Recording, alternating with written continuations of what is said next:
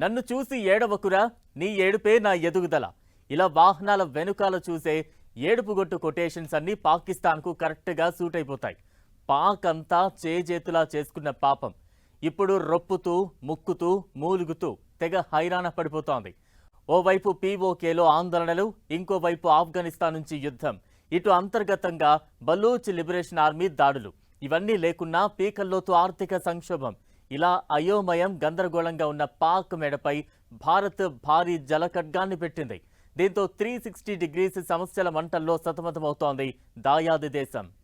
అటు ఉగ్రవాదం, అంతర్యుద్ధాలు, ఇటు పాక్ మేడపై భారత్ పెట్టిన జలఖడ్గం.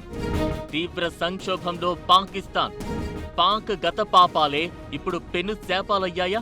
పాకిస్తాన్లో ప్రస్తుతం తీవ్రమైన ఎండలు, హీట్ వేవ్స్ వల్ల నీటి కొరత విపరీతంగా పెరిగింది.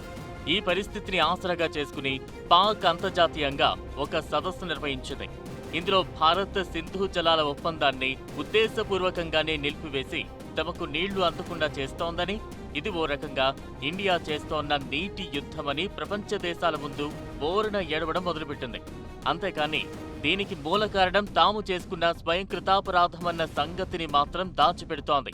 అసలు సింధు జలాల ఒప్పందాన్ని ఇండియా ఎందుకు నిలిపేయాల్సి వచ్చింది అని ఎవరైనా ప్రశ్నిస్తే మాత్రం నీళ్లు నమలడం తప్ప వేరే దారి తెలియని అయోమయంలో కొట్టుకుంటోంది పాకిస్తాన్.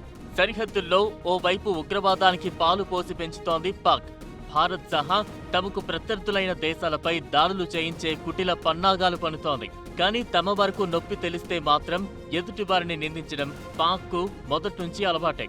వీటిని కాసేపు పక్కన పెడితే నిజానికి పాక్లో దశాబ్దాలుగా సరైన వాటర్ మేనేజ్మెంట్ లేదు. వర్షాలు, ఋతుపవనాలతో వచ్చే లక్షల క్యూసెక్కుల నీరంతా సముద్రం పాలవుతోంది. టర్బెలా, మంగ్లా వంటి రిజర్వాయర్లు డెడ్ స్టోరేజ్ కు చేరుకున్నాయి. దీనికి తోడు అక్కడ వాటర్ మాఫియా రాజ్యమేలుతోంది. పంజాబ్, సింధు ప్రాంతాల మధ్య నీటి పంపకాలపై ఎప్పుడూ గొడవలు జరుగుతూ ఉంటాయి.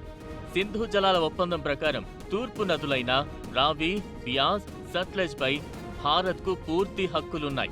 భారత్ ఇప్పటి వరకు వీటిని పూర్తి స్థాయిలో వాడుకోకపోవడం వల్ల పాక్కు అనవసరంగా నీరు వెళ్లేది. ఇప్పుడు పంజాబ్, జమ్మూ కాశ్మీర్ సరిహద్దులో షాపూర్ కండి డ్యాం ప్రాజెక్టు వేగంగా పూర్తి చేసుకుంటోంది.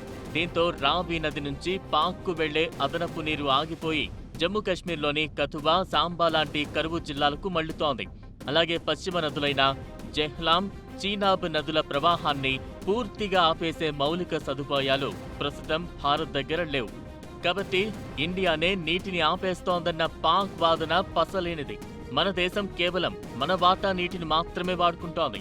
కానీ ప్రపంచ దేశాల ముందు మాత్రం పాక్ తన వైఫల్యాలను, లోపాల్ని కప్పిపుచ్చుకునేందుకు విక్టిమ్ కార్డు ప్లే చేస్తోంది. సింధు ఏరియాలో భారతదేశంతో వైరుధ్యాలతోటి ఇవాళ జల కళతోటి ఉండాల్సినటువంటి సింధు ప్రాంతం షార్టేజ్ ఎదుర్కొంటుంది. తర్వాత ఆఫ్ఘనిస్తాన్ తోటి రోజు ఘర్షణలు జరుగుతున్నాయి. ఇప్పుడు పీఓకే తోడైంది, గతంలో బెలూచిస్తాన్ తోడైంది. కాబట్టి అసలు పాకిస్తాన్ ఉంటుందా, విచ్ఛిన్నం అవుతుందా అనేటువంటి స్థితికి దిగజారి ఉన్నది. ఒక బలమైన ప్రభుత్వం, ఇమ్రాన్ ఖాన్ నాయకత్వంలో పీపుల్స్ మ్యాండేట్ తోటి వచ్చినటువంటి ప్రభుత్వాన్ని ఇప్పుడున్నటువంటి అధికార వర్గాలు అమెరికా సపోర్ట్ తోటి ఇమ్రాన్ ఖాన్ ప్రభుత్వాన్ని కూలదీసింది. పాకిస్తాన్లో ఎప్పుడైనా అమెరికా వ్యతిరేక వైఖరి కలిగినటువంటి నాయకత్వం ఇస్తే సిఐఏ సపోర్ట్ తోటి కూలదోస్తూ ఉంటారు, లేదా మిలిటరీ కూప్ జరుగుతుంది. ఇవన్నీ పాకిస్తాన్ అస్థిరతకు దీర్ఘకాలికంగా దారితీస్తూ ఉన్నాయి. సైన్యం ఉగ్రవాదులను కమాండ్ చేసే స్థితిలో లేదు. ఉగ్రవాదులతోటి కలిసి సైన్యం వ్యవహరిస్తుంది, సైన్యంతో కలిసి పౌర ప్రభుత్వం వ్యవహరిస్తుంది.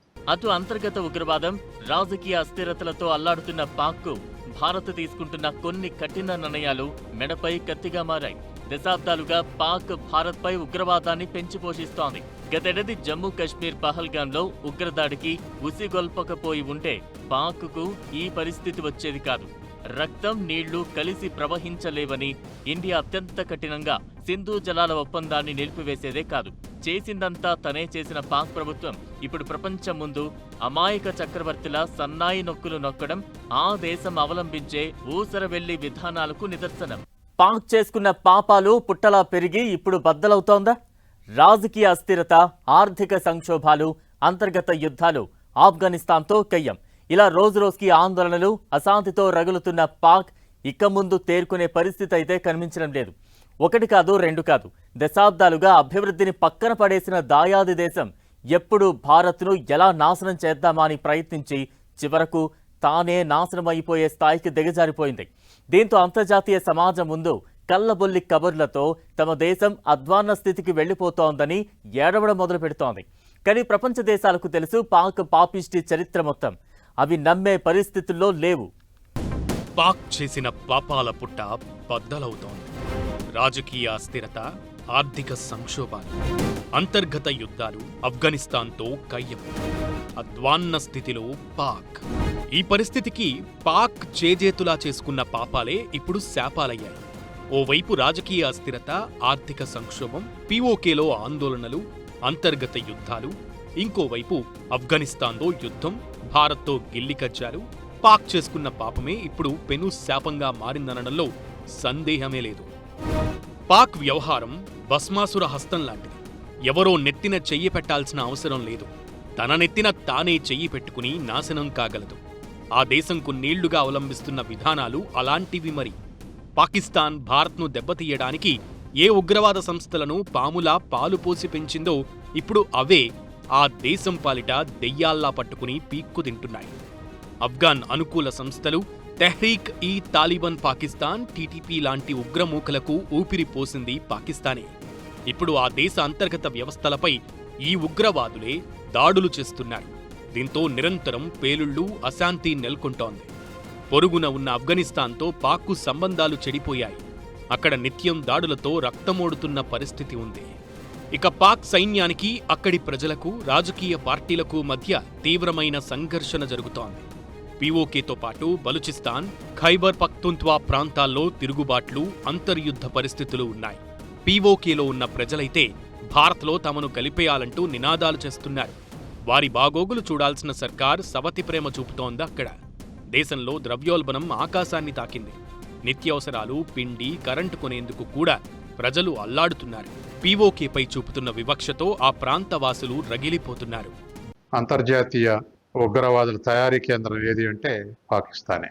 లాడెన్ దగ్గర నుంచి ఇవాళ ఉన్నటువంటి అనేకమైనటువంటి ఉగ్రవాద గ్రూపులు పాకిస్తాన్నే సావరాలు ఏర్పాటు చేసుకొని ప్రపంచవ్యాప్తంగా డిస్టర్బెన్స్ క్రియేట్ చేశారు. పాకిస్తాన్లోనే లాడెన్ అరెస్ట్ అయినా, పాకిస్తాన్లోనే ఉగ్రవాద శిబిరాలున్నా, పాకిస్తానే ట్రైనింగ్ సెంటర్ ఉన్నా పాకిస్తాన్కి అమెరికా సపోర్ట్ చేస్తుంది. ఎందుకంటే అటు సోవియట్ యూనియన్, ఆఫ్ఘనిస్తాన్, ఇటు చైనా, ఇటు ఇండియా బోర్డర్గా ఉన్నటువంటి పాకిస్తాన్ స్ట్రాటజిక్ పాయింట్లో ఉంది. అది అమెరికాకు అవసరం కాబట్టి ఈ విధంగా ప్రోత్సహిస్తుంది.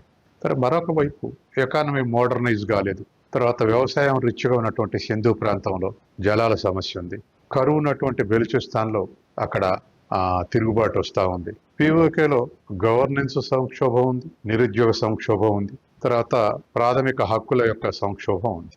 ఇటువంటి పరిస్థితుల్లో వివిధ ప్రావిన్సులలో రకరకాలైనటువంటి గందరగోళాలు ఇవాళ కొనసాగుతూ ఉన్నాయి. భారత్ను ఆర్థికంగా, సైనికంగా దెబ్బతీయాలనేటువంటి కుట్రలతో పాకిస్తాన్ తన సొంత దేశాభివృద్ధిని, నీటి మౌలిక వస్తువులను పూర్తిగా నిర్లక్ష్యం చేసింది. నదుల నీటిని దాచుకునే సామర్థ్యం లేక ఇటు భారతదేశం తన హక్కులను గట్టిగా వాడుకునేసరికి పాక్ ఇప్పుడు దాహంతో, అంతర్గత మంటలతో మాడి మసైపోతోంది.